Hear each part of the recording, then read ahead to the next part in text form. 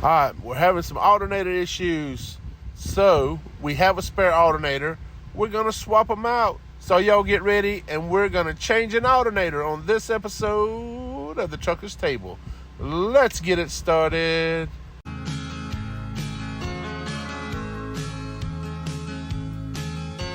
Robbie's got a gold watch. Don't seem like a whole lot. After 30 years of driving up and down the interstate. But Robbie's had a good life, and Robbie's got a good wife. All right, my people. I'm at the fuel island at the Petro. I'm pretty sure I'm going to get some hate on this, but I don't care. I'm in Carnesville, Georgia, at the Petro. They have a gazillion fuel islands, and there's about 10 of them empty right now. So there's nobody in line waiting to get fuel or anything like that. There hadn't been. So I've been here. There's a little bit truck service behind me. My voltage is going crazy on my thing. It was bouncing all around, and then it just went flat. Makes me think alternator, right? So I got my testing stuff out. Let's see. I'll leave it over here. I'll put it back. I'll probably put it back over there. But I got my little arm voltage meter tester out, and what I did was positive. I tested that and that. Now you're supposed to, with the truck running, it should be throwing out a minimum of 13 volts. It's throwing out 12.5, 12.3. So we're going to change out the alternator. Got a spare alternator in the side box. I got the impact wrench, big boy right there, big blue, and everything I need. I'm going to take some pictures of the serpentine belt, so I'll make sure I put it back the way it's supposed to go. And I think, yep, that'll fit. I'll be able to loosen up the tensioner, take the belt off. 4 bolts to take the alternator off. The hard part's going to be getting the pulley off. Right here's the pulley. I got a socket that'll fit it. So we're going to try to use the old impact wrench to get that off. I asked Philip, I talked to him. He said he thinks I can do it. He's got confidence in me. Thanks, Philip. I appreciate it, man. He's my mechanic in Mariana. Good friend, too. I thank the world of Philip. Hard worker. I trust him to do anything on this truck, pretty much. So we're going to see if we can get this done. And the only reason I'm doing it myself is because I need to be in Mariana in the morning, because I got to get the inspection done on the truck. Philip's going to come in on his day off on Saturday just to do the inspection for me. And I don't want to stay here. But if I stay here 3, 4, 5 hours to get an alternator changed, I might as well go and do a 10-hour break. I don't want to do that because I got to be in Houston Monday morning. So let's see what all we got here. We're going to need some tape. He said to tape up the cable ends. Tape up the cable ends so that thing don't arc. So we're going to do all that.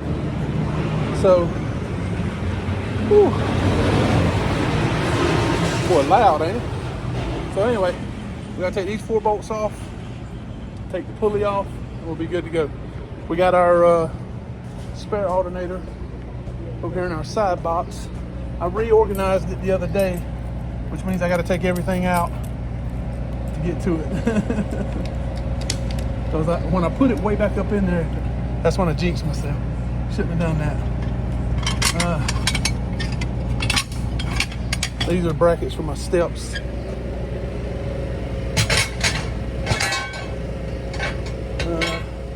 This fan belt goes on the APU. I need to get that put on. Hoping I can do that tomorrow. So I can run my APU. Plenty of air conditioner stuff if I need it. Hoses, extra hoses, hammer. Yeah, I gotta take these boxes out to get back to the alternator. So we're gonna go ahead and take all this out, get the alternator out. We'll check back in with you when we start taking stuff loose. I'll try to find somewhere to put the camera up so y'all can watch me doing my mechanicking work. All right, we'll check back in a minute. All right, so what we gotta do is we gotta pull up on this. That'll loosen the belt. That's the tensioner. And then we'll take the belt off, and then we'll be able to take the alternator off. Gonna take the cables off, tape up the cable, tape that cable up there on the bottom, make sure it's taped up, and we'll be good to go. There's our new alternator. We're gonna put it on, and we'll be good to go. I'm gonna try to do it less than an hour. All right, just a quick update. We got the pulley on, and tightened it down with the big boy impact wrench. And now we're fixing to put it on here. We're gonna fasten all that back down, put the belt on, put the cable on, and we're gonna try it out and see if it works. Yeah, we're like 10 minutes away, baby. Yeah, that's what I'm talking about. 10 minutes away from hopefully getting this baby fixed, saving ourselves what, $200-300 at the shop. Even if they just charge labor, probably close to $150-200. So yeah, saved ourselves a little money. And that's a little bit of pride you have from doing it yourself. Yeah, that's why I love this old truck. I'll never get rid of it. All right, let me get this alternator on there and I'll check back. All right, we got the serpentine belt hooked back up the way it's supposed to be. Yeah, did a good job. Alternator's bolted down, torqued it good with the impact wrench. We got our positive hooked up there, negative up there. Everything's hooked up. We are ready to go. We're gonna crank the truck up, check our voltage, and see how we're doing. So let's walk around here. We'll get her crunk up. Whew. And then we gotta get these hands cleaned up. Man, I gotta get used to wearing gloves, man. All right, fingers crossed, people, fingers crossed.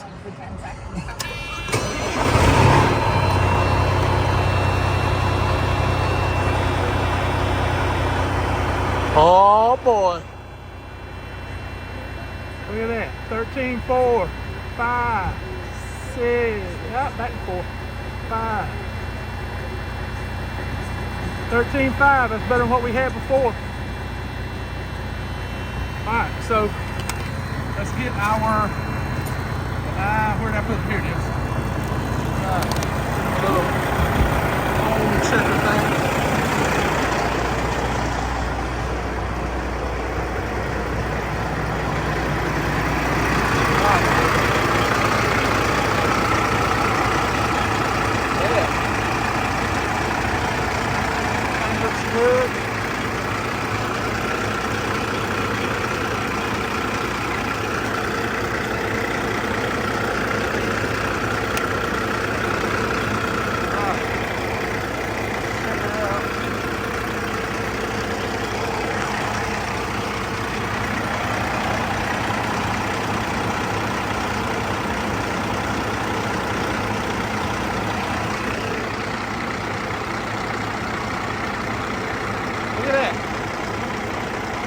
Hell yeah. That's what I'm talking about. We're good to go now, baby. Just got to put all our tools up. Whew. Get us a cold Gatorade. Oh man, I'm so thirsty. Oh, we just got to put all our tools back, put the tools away. And yeah, let's check our... We're still hanging in around 13.7, 13.5, 13.6. That's good. I'll live with that. It's better than 12.2, 12.3. All right. We'll probably do a closing little segment right now. I'm gonna go inside. I'm gonna put my tools up. Then I'm gonna go inside, wash my hands, and buy me the biggest 2 Gatorades they got. I am about to die of thirst. So yeah, let's get out of here. Ooh, man. So thought I'd do a quick recap, talk about what we did with the alternator. It's pretty simple. I think it may be easier to change out this alternator than it is one on a car or pickup truck, to be honest with you. Everything is right there, easy to get to. You got your 4 bolts that holds the alternator onto the motor. You got a negative cable at the top, a positive cable at the bottom. You take both of those off.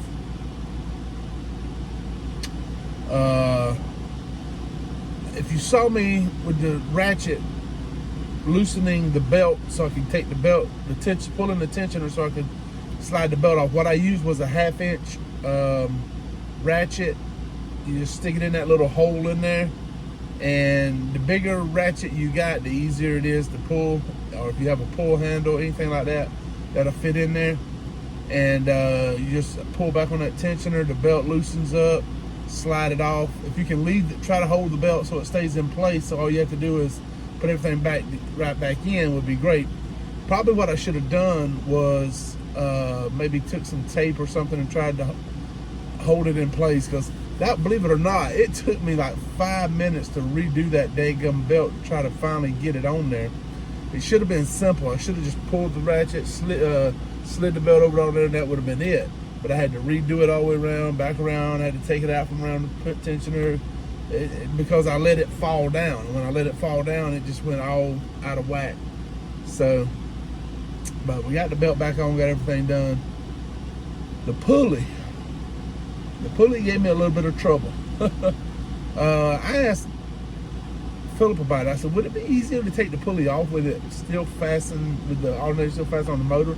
He said, I don't think so. He said, I've always done it after I take the alternator off.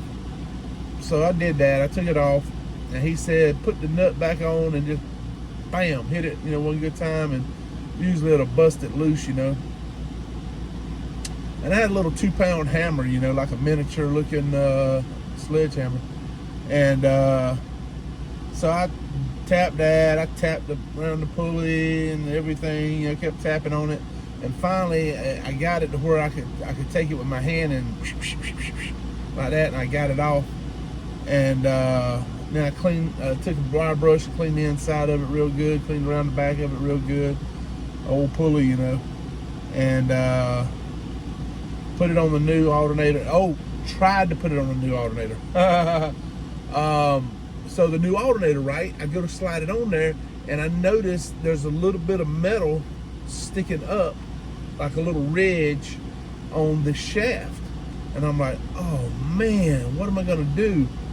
Because there's no way for that to fit on that pulley, The pulley wouldn't slide on because of that. And I was like, damn, I wonder if I can grind it down, So I asked Philip about it. I said, hey, can I grind this down? Will that be okay? And he goes, you ain't got to do that. Just take a screwdriver and a hammer and knock it out. I was like, oh, okay, so it's not a part of the shaft. It's just a little insert is all it was, Which I should have figured that out on my own, because if you look at the old alternator, you could see the little groove where the insert was, and whoever put it in, they took it out. So anyway, I did that, took my flathead screwdriver, whap, whap, whap, whap a few times, knocked it right out, perfect, ready to go. Slid the pulley on there, fastened the bolt back down real tight, put the washer on, put the nut on, worked it on there with the ratchet, the impact ratchet, got it on there good and tight. And then the alternator probably weighs, I don't know, 10, 15 pounds, maybe something like that. So I was trying to hold it up, get the bolt in there and get it started, and that took me a minute or two. And once I got that first bolt started, then the second one was pretty easy, and then the last two were a piece of cake. Got those on there, and took the impact wrench, all the way around, worked it in good. Hit it again with the ratchet just to make sure it was on there super tight. Got the belt on, bam, we're good to go. And so, man, I tell you, I want right now. Let me stop and say this, Mr. Jimmy McCray, the fella I bought the truck from. Thank you, sir. Thank you so much for having that spare alternator in that side box. Oh, that saved my butt, man. It did. And I've told y'all this story before. Supposedly, I've never tried it. I don't know, but I trust Mr. McCray. If he tells me it's true, I believe him. The alternator that's on the APU is the same alternator that's on the truck, and it would fit either one. That's what I was told, and I believe him. I've just never gotten in there and looked at it super close myself, but he would not lie to me. Mr. McCray's the most honest, trustworthy man I've ever met. I mean, he's a really good man. If he tells you something, you can believe him, and I believe him 100%. So what I'm gonna do is I'm going to buy another alternator to keep in the side box, just like he did, because you never know when one's gonna go out. It could go out 5 years, 5 months. You don't know. So I'm gonna buy another alternator, but I'm gonna do my research. I'm gonna find out what's the biggest alternator I can put on there and it not affect the motor. I'm not really concerned about it affecting fuel mileage or anything like that. I'm just worried about it affecting the motor performance and stuff like that, wear and tear on the motor, anything like that, burning up your batteries or tearing up your battery, running your batteries down too soon or something. The reason I want a bigger, higher power alternator is because my microwave, my coffee pot, all this, my big ass refrigerator, all the stuff I have in here, I think if I had a little bit bigger alternator, it would help out a little bit, so take a little strain off. So we're gonna look into getting that bigger alternator when we go to put the new one on. But and for everybody hating on me for parking in the fuel island, I'm gonna be honest with you, it was right at 100 freaking degrees. For me to stand out there in that parking lot with no shade and do that, I would have been about dead by the time I got done. It was so freaking hot, and you're on top of all that hot ass concrete. So I parked on the end down there where there was some shade underneath the right there at the fuel island. And like I said, I checked, all the fuel islands on the other side were empty. Wasn't even nobody in there getting fuel. And I was in and out in less than an hour. And I think the whole time I was there working on it, maybe 4 or 5 trucks came in and got fuel on the side where I was, but nobody ever was waiting in line to get fuel or anything like that.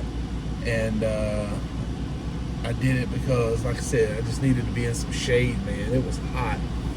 So if you're hating on me for it, go ahead, I don't care. Like I said, if it'd been busy, trucks were constantly coming in and out, if we was gonna back up the fuel island or something, I would not have done it.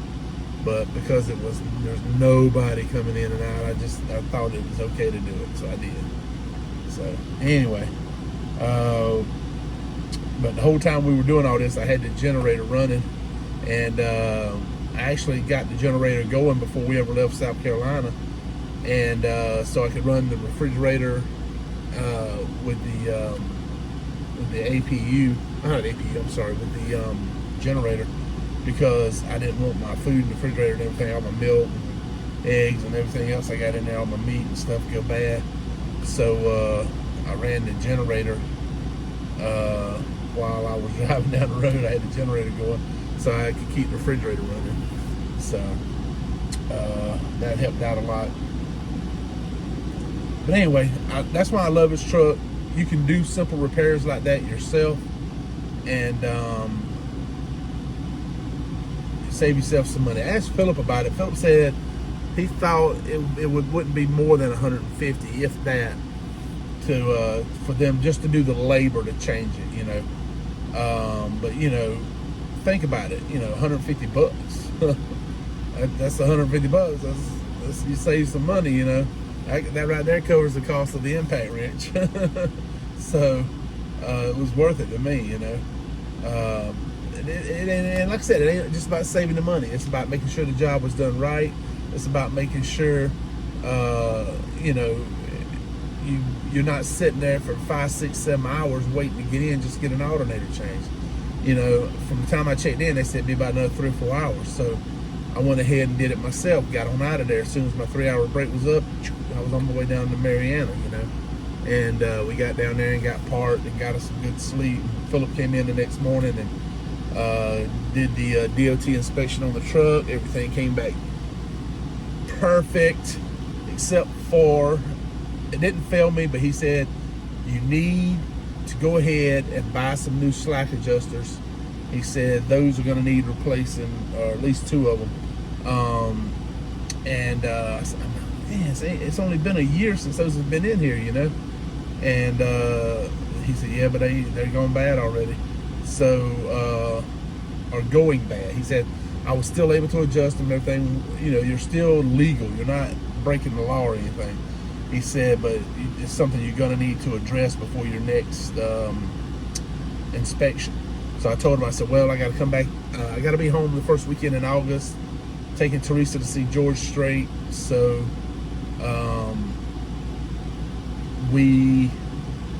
either before the concert or after the concert, I got to go in and get PM done on the truck, oil change, lubed up, all that good stuff. And I'll go ahead and get it done then, and anything else that needs to be fixed on the truck, we'll go ahead and get it all done then. So I'm gonna go ahead and order the parts. I'll get the slack adjusters, new alternator, you know, all the stuff I'm going to need, and me and him will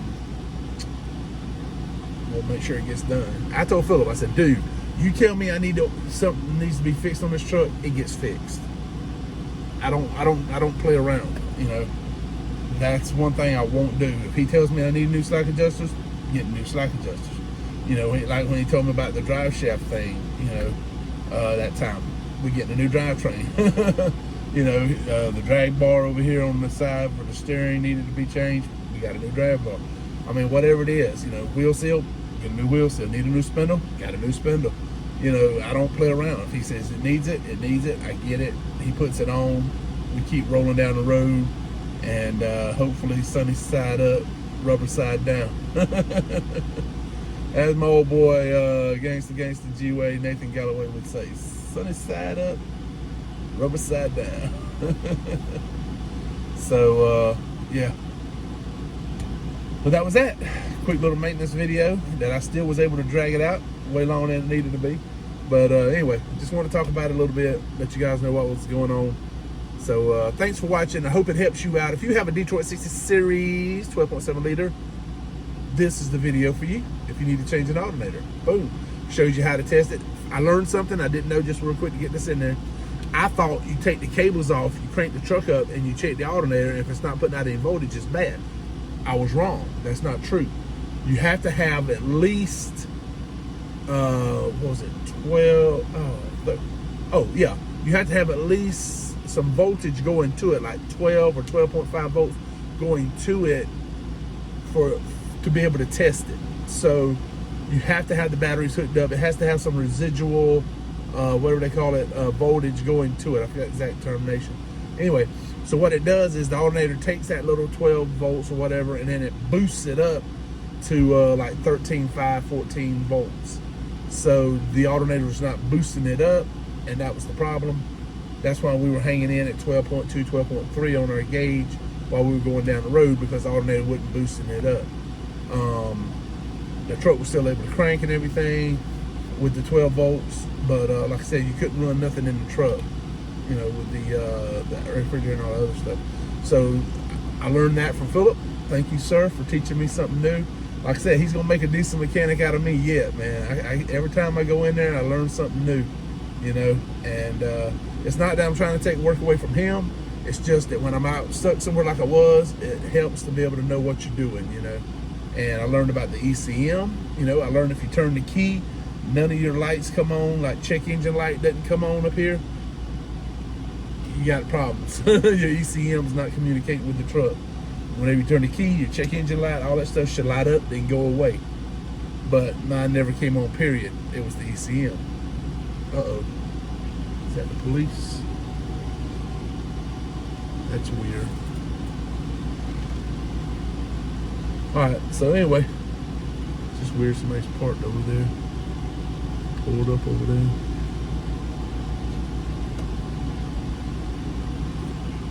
We're parked across the street from the receiver where we're delivering at here in Houston, and you just got to be careful, man. I'm not going to show my gun on camera, but it's close by. All I had done was reach over and grab it. But